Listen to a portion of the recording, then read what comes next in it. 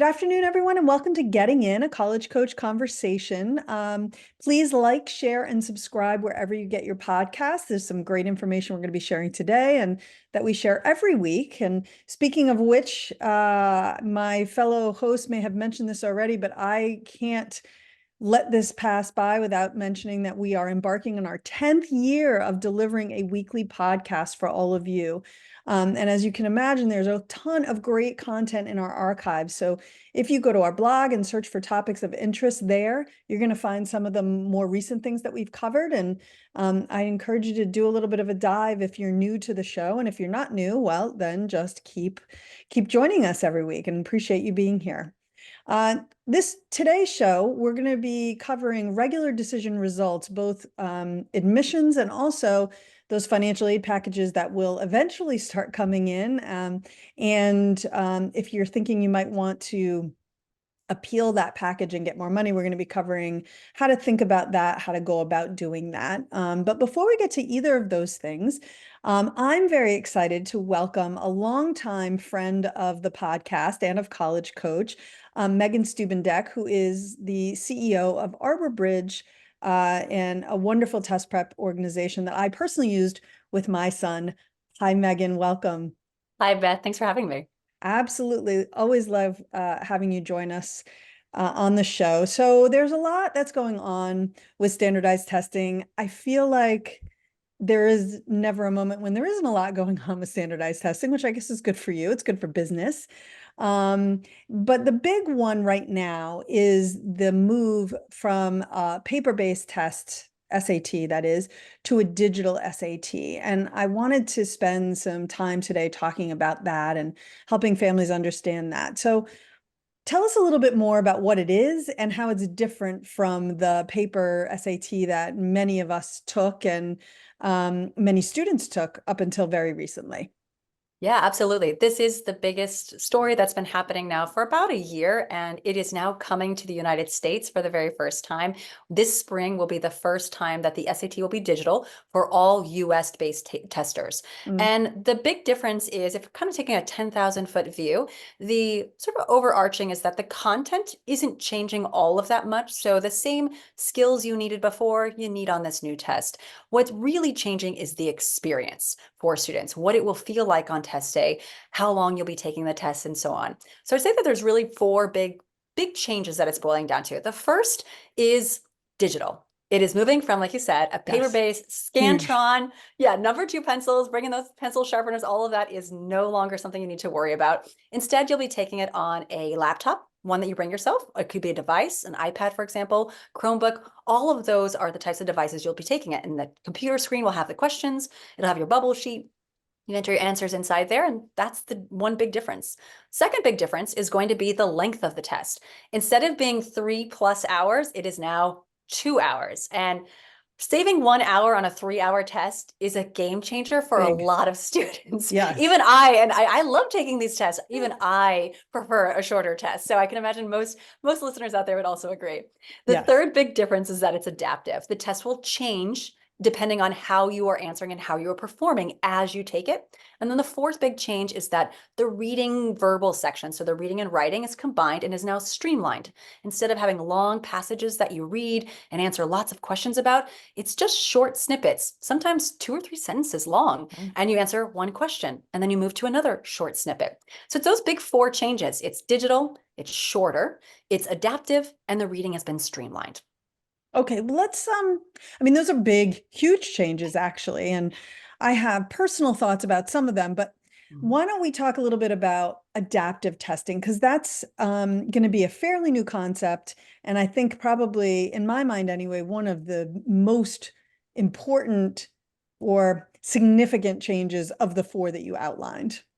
Yeah, absolutely. And it's a big change, mostly because students don't have a lot of experience with adaptive testing. So adaptive testing has been around for standardized testing for graduate school exams for many years. So the science is there. They know how to build these. We've got the technology. It's been there for a long time. But for students, this will be in many cases the first time that they've taken a standardized test that's adaptive. And so the way that the adaptive test works on the SAT is essentially the test is now broken into two sections. You have your verbal sections, your reading and writing, and you have your math sections or math section.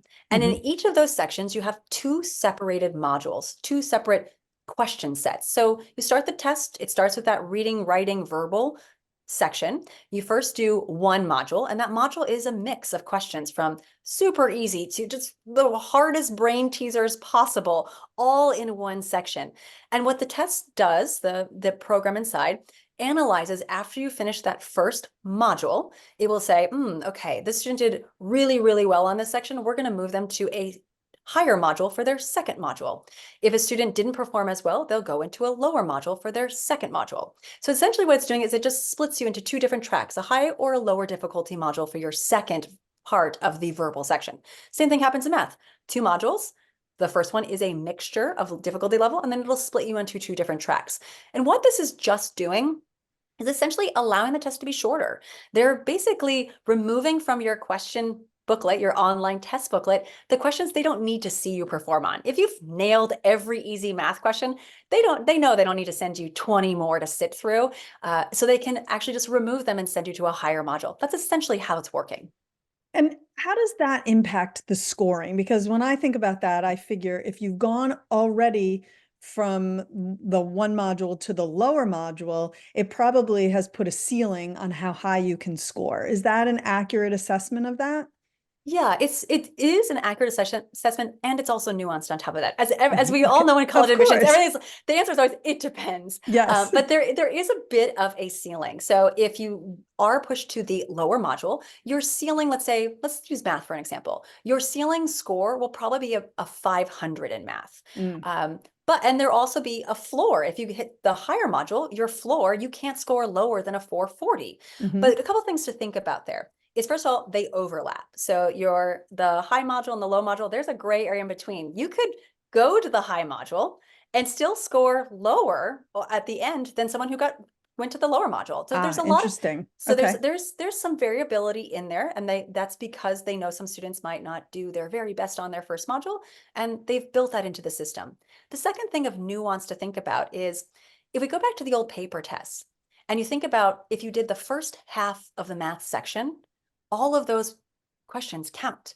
If you got Hmm. one wrong, you're going to lose points. If you got one Right. right, you're going to gain points. And this is just essentially doing the same thing. The first module counts as part of your score. So if you missed, 40% or 50% of the questions on that first module, those all count as part of your half of your score. And so that's what Right. they're essentially building in there. That's why there is a ceiling of sorts, but it does make sense when you think about it, sort of taking a step back. But the one thing I will say to students and to parents out there, don't worry about this. Just do your best on the question you're on. Don't be playing the game of, oh, did I get the hard module? Did I get the easy Right. module? It's not worth it. Just do your Right. very best on each question as you move through. What about skipping questions? Is that something you can even do on this new version of the SAT? Yeah, absolutely. So skipping questions is a strategy students often use if they're not sure how to answer a question, or they just know it's going to take them a long time and they don't want to waste it. They want to get to all the questions that they can do quickly. That is absolutely a strategy you can and should use on the digital SAT. So what the digital SAT lets you do is when you are in a module, so that first module of mixed difficulty, you can move to any question you would like within that module at any point in the test. You can skip forward. There's Mm. also a little map. It shows you all the questions and you can click around if you'd like to. You can even flag a question in the interface and put a little flag on it so you can quickly look at your map and say, ooh, I flagged question 13. I want to make sure and go back there. So they've got some really nice tools inside the modules. Now, the one way you may not be able to go back to a question is they do lock a module when you're done. So when you do that Mm. first reading module of mixture of difficulty, if you have one question that you skipped, and then you move to module 2 because your time runs out on module 1, you can't go back to module 1. Ah. Once the module's done, it's done. Right. Got it. Okay. So, I mean, that is kind of cool, the ability to, flag some, like maybe I'm sure this is stuff that you talk to students about, employing that strategy when you're doing test prep. But even in my mind, I'm thinking, ooh, these are all related to algebra 2. which is probably not how I would think about it, but I'm going to go back and do those all at the same time or something like that. So that seems like actually kind of a cool thing that students could do. But getting back to this, so you mentioned that the digital test is now being rolled out in the US, and you will now only be able to take it that way in the US. However, as you mentioned before, it has, well, I don't know if you did mention it, but it's been rolled out elsewhere. And I'm curious to know, how has that gone? Because new tests and the College Board, not always a seamless experience, as we well know. Yes, we all know change is hard for all of us, Yes. especially if you're the architects of that change. You have to really hit your mark exactly for the rollout. And as you mentioned, the international students have been taking this test now for an entire year. It rolled out first to them last spring, and surprisingly, it has gone really well. A couple of things we've been tracking, we have a number of our students are international, a large portion of our students at ArborBridge are international. So we've had on the ground experience with this with our students. And one of the things that we notice is that there have been fewer cancellations of test sites than ever Mm, before. that's That nice. has to do with test security and different things that are capable with digital testing that we just didn't have that capability with paper testing. We also saw that most test sites that used to be able to give the paper were able to also switch over and do the digital, which is another thing we look for. So there's been access to test sites, there's been access to seats, and everybody got their test scores on time. There weren't any major tech glitches, so it went really well. I think the one other place where we did actually see a glitch that's important to keep in mind, because some people might have heard about it, is that the other test run of the test was Mhm. in October, and that was the PSAT. Mm, Some of our listeners here may actually think, oh, I've actually taken a digital SAT. Well, you might have actually taken a digital PSAT. The PSAT worldwide in October of 2023 was digital. It's the new test. So if you took that test, you have had a taste of what is in store for you for the SAT. right. And there was one day where there was a big hiccup in technology. It was the very first day of the October PSAT, and there weren't enough servers live and up and running. The College Board didn't secure enough servers because the number of students who take that PSAT on that first day is massive. It's larger than any other cohort or test day for the SAT all year. And the reason is because the PSAT is usually just given once or twice in a year, and the Mhm. SAT is given 7 times. Right. And so what they saw is they just didn't forecast for enough servers to be live. They fixed it within a couple of hours. It only really affected the East Coast students, and they were able to get back on and test and take it without issue. But we do not foresee that that will happen ever again, because now they know how many servers they Right. need. Right. And then we also expect that they're prepared for the smaller cohort that we'll see in the spring here take the SAT. The one thing I will say is, if you are thinking about technology and glitches and things, really focus on the things you can control as a student. And the big one is charge your device. Yeah. That is, you aren't guaranteed that you can plug in the test center. So just make sure your device is fully charged and ready to go. That's the one thing you have complete control over and is really, really important. Right. Right. And maybe if you have a backup battery pack or something that you could bring with you would be great. For me, the challenge I see is this is all great for people who have the technology, right? Mhm. But if you don't have the technology, that's the part that I think is, and we're not here to get into a big philosophical discussion about that piece, but when we look at how it rolled out internationally, I think it went really well. One of the things that it strikes me about international students taking this test is that most students who are taking this test who are international probably have means, right? Mhm. If they're even thinking about, the only reason they would take the test is because they're thinking about coming to the US for college. And if they're thinking about coming to the US for college, they probably have the wherewithal to have this technology and to even imagine that they would go to the US means that they have more at their fingertips than the average international student. I do worry a lot about students in this country, and I've seen a lot of chatter from school counselors to the same effect, right? In those underserved areas where the Wi-Fi isn't great, the kids don't have their own technology, so they're going to have to rely on an unfamiliar piece of technology. So to anyone out there saying, yeah, this is great and colleges should definitely start requiring the SAT all over again. Well, there's an incredible disparity amongst the haves and the have-nots in this country, in case you guys aren't aware. And this is a big area where we might see that rear its head. Again, not here for for a philosophical conversation about that, but um, so what are colleges thinking about this new change? Any reactions that you've seen? Yeah, for the most part, and I think you also, Beth, as an expert in admissions and talking with colleges themselves, we've actually seen it. They're pretty blah about it, blasé. They just Right. have embraced it. The College Board did a great job of talking to colleges ahead of time and planning for this rollout. We've had, again, speaking back to our international students, the juniors who were juniors last year when this transition happened, they took the new digital SAT. They just applied in the fall as seniors to their universities. All of them were able to use their test scores without issue. And colleges are really seeing these scores as equally valid as they see ACT scores and equally valid as they saw paper SAT scores. So Right. colleges have really, there's been a really smooth transition as far as we've seen. And students similarly, what are you hearing from your students that you're working with? They love this exam. Ah, It's hard to, nice. it's really, it's been astounding. We always worry a little bit when a new test comes out that people will be a little skittish to try it Hmm. or use it. But the first off, that shorter test is a game changer for many students and they really Hmm. enjoy it. Particularly, we're seeing a lot of uptick in students with accommodations who like the Mm, digital format. Part of it is if you have an accommodation of extended time or extra time, shortening the test really has a double impact for you when you have to take a double test or a 1.5 right. time test. The other type of accommodation that has been, we're finding with our students with learning differences that is really powerful is if you have a reader as part of your accommodation, now the reader is a built-in computer voice that talks to you. Wow. So you never have that judgment of, should I ask the reader to read that to me again?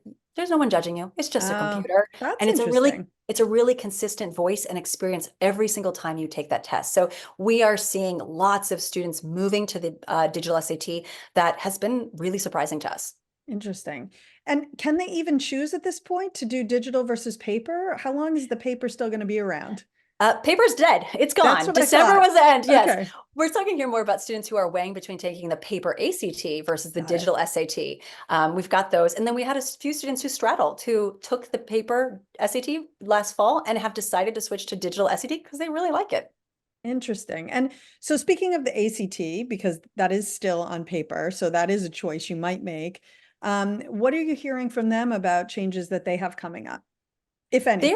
yes, they're in this sort of gray space. They kind of keep saying some different things. They've really come out at the beginning of this process and said, we will stay as a paper option for US students. As a Mm. little side note, international students on the ACT have only been taking a digital test for 5 years. Oh, That was wow. sort of so international kids, ACT, they don't have paper. They haven't for a long time. But in the United States, the ACT said we will always offer a paper option. Primarily, most of you who take the ACT will take it on paper, but they've started to bubble up on the ACT the option of a digital test. So two cases you might see it is if you are in a school that offers it on a test day, many of those exams now on test days, or sorry, on a school day, in-school exam, most likely that will be digital now as they kind of test out their platform. And a second option is that some pilot locations in the United States, when you go to register, may say to you, the school that you've chosen as your ACT has an option of paper or digital. Which one would you like? But you Mm. will always, in that case, have an option. You will not be forced into digital when it comes to that. Got it. I wonder if it'll wind up being a lot like a paper application. I remember when applications were being rolled out online, there was we have the paper, we have the online, just do Mhm. one or the other, not both. I remember talking about that quite a bit. And now it never even occurs to me that someone would do a paper application. And I wonder if that's where we will eventually, either these tests are going to go away altogether or they're going to all end up being completely digital. But last question on this one. If you have that choice, any thoughts on like a paper ACT versus a digital SAT? Are there some students for whom maybe a paper ACT might make more sense? Absolutely. There are different pros and cons to each. And I think this is a new wrinkle in the classic battle decision of do you take SAT or do you take ACT? Yeah, It used to be you didn't have to think about the test experience so much, but now they are dramatically different. And that really right. changes the calculus. And what I've generally seen, I can speak in broad strokes. Everyone's obviously very unique, but the sort of broad strokes that I have been noticing with students, the first is um, there's really three or four reasons you might choose the digital SAT over the paper ACT. The first is if you have an issue with endurance, sitting Mhm. for 3+ hours, the ACT is still its normal length. It didn't get any shorter. The SAT did. So that might be a reason that a student would be better suited for the digital SAT. Another reason is, again, those accommodations. If you have accommodations, it might be more comfortable to take the digital SAT than the paper ACT for the reasons I said before. Another reason is pacing. If you are a student who likes to take a slow and steady test, they actually have given students more time per question on the digital SAT than they ever gave on the paper SAT, and significantly more time than you get on the ACT. So if you are a student who really is a slow thinker, which is fine, slow methodical thinker, totally fine, the digital SAT might be a better fit for you. So that's kind of what I just generally broad strokes. But again, it really comes down to, I highly recommend taking a diagnostic full length of both and Mhm. comparing both your score and the experience. And we do them at ArborBridge. So if anyone needs them, feel free to reach out to us for free. We're happy to do that. But that will be the real test for you specifically, which one's going to be your right test. Awesome. Megan, thank you so much for joining us today. This was really helpful. We actually even went over time, but I think this is a lot of really good information for the listeners who are saying, well, what about the fact that not all schools are requiring them? Well, we've talked about that on other segments of the podcast. So great time to go to our blog and do a search for that. And you can find our thoughts on those pieces. And I know we'll be talking about it in the future. So appreciate your time today. Thanks so much, Beth. Absolutely. Okay, don't go away. We're going to take a really quick break. And when we come back, we're going to be talking about appealing financial aid awards. And you're definitely not going to want to miss that if that applies to you.